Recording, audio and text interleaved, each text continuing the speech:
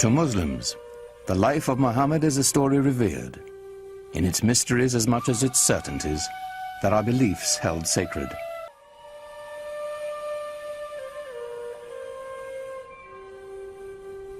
We do know that Muhammad was born in or around 570 AD in the sun-blasted Arabian Peninsula, a land of savage scarcity whose Bedouin tribes were locked in a constant state of tribal war.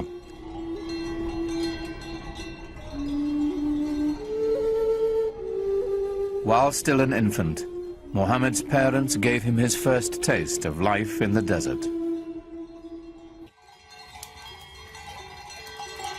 Muhammad's clan, like Arabs all across the Arabian Peninsula, would share the stories that had been told and retold for generations. Pre-Islamic Arabian civilization was largely an oral culture, and was tremendous respect for and admiration for people who could express themselves orally, and especially those who could recite poetry almost at the drop of a hat. Some of the most important people in a tribe were the poets. As they sang of the glory of the tribe, they told the story of the tribe. To the Bedouin, the word had a mystical importance. Poets linked the tribe to its ancestors and celebrated values older than memory. Poetry was the sinew that bound the Bedouin together, celebrating their victories, lamenting their defeats. The poems themselves, like the poems of Homer, both celebrate this great heroic ethos and yet intimate in the deepest way the tragedy that this ethos of constant tribal warfare brings to people. Warfare and conflict were the grim realities of a dangerous time. Muhammad's uncle taught him the skills he'd need to survive in a world where even a prophet would wield a bow and arrow.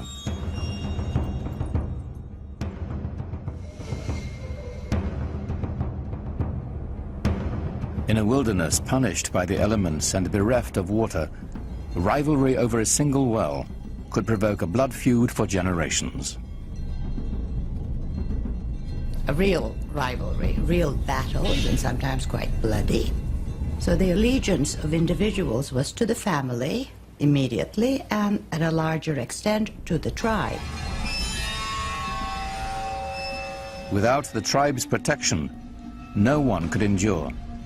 Scattered across the peninsula were countless factions, all embroiled in bitter struggles, each defending its precious grazing lands, trade routes, and most importantly, its wells.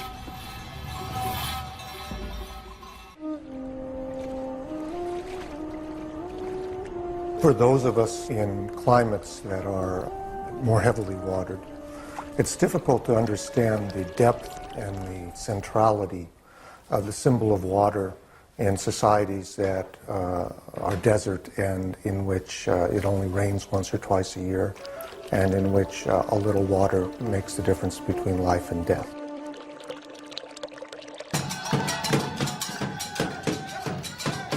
Each clan had its own separate gods and totems, to water and wind, fire and night.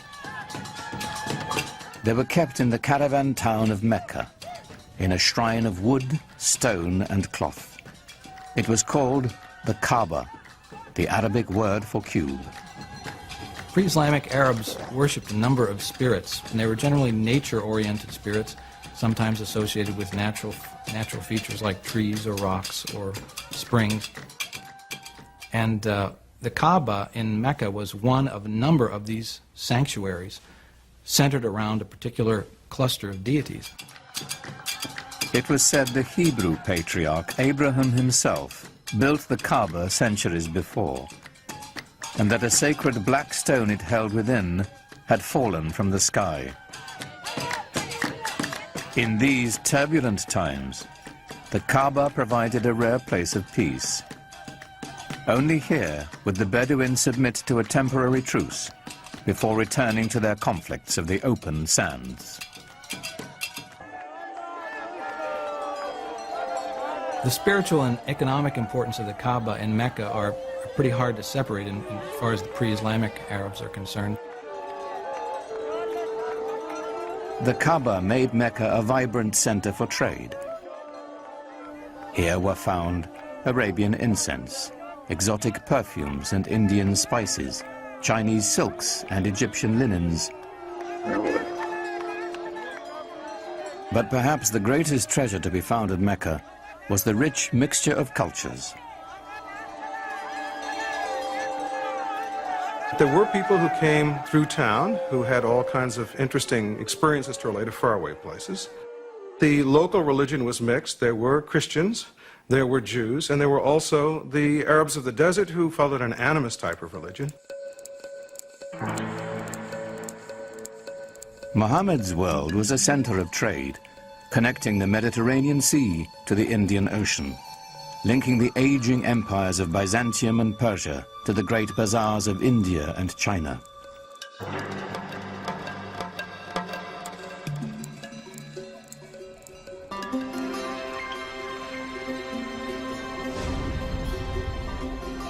Mohammed became a merchant.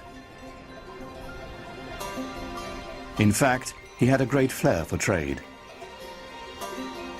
At the age of 25, while leading a caravan northward to Syria, his talents caught the eye of the shipment's owner, a wealthy widow named Khadija. She was so taken with Mohammed, she proposed marriage. Mohammed had a way with people and with resolving their disputes. Once, when the Kaaba fell into disrepair, the clan chieftains quarreled over who would have the honor of putting the sacred black stone back where it belonged. Before violence could erupt, Mohammed proposed an equitable solution.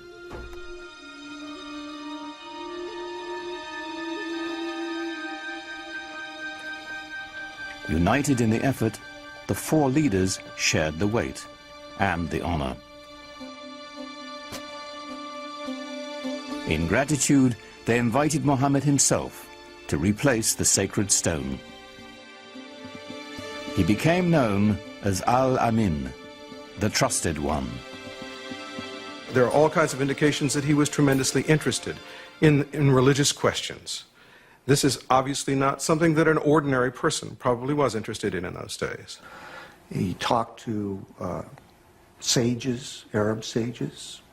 He talked to Jewish and Christian sages who lived in the area. He used to go up into the rock hills around Mecca and meditate, think about things. And at some point had this extraordinary vision, which is spoken about very evocatively and elusively.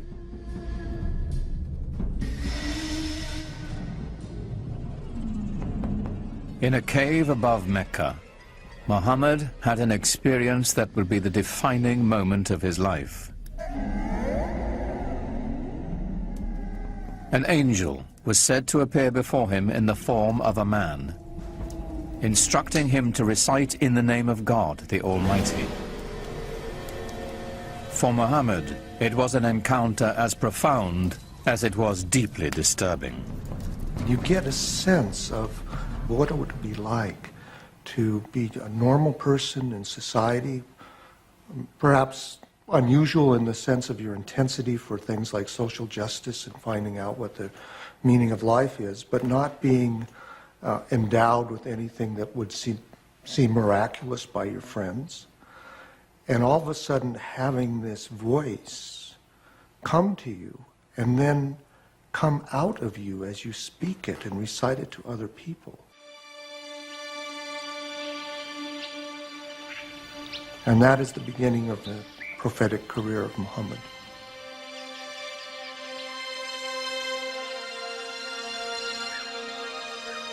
The months to come would bring more revelations.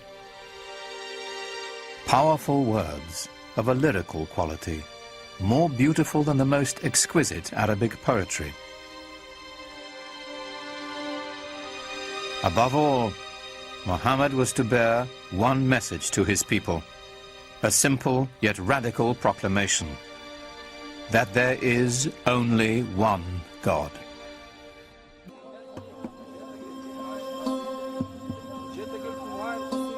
The implications were staggering. One God meant one people. No more tribal divisions. To the poor and unprotected, the prospect was revolutionary. It seems to me that one of the most important things in his early teaching that isn't often talked about is the strong social justice message that he delivered. In Mecca of the time, there was an increasing separation between the haves and the have-nots. He insisted that this was not to be and that we should share the wealth, and it was this social justice message that I think that really got him a hearing among many of the folks.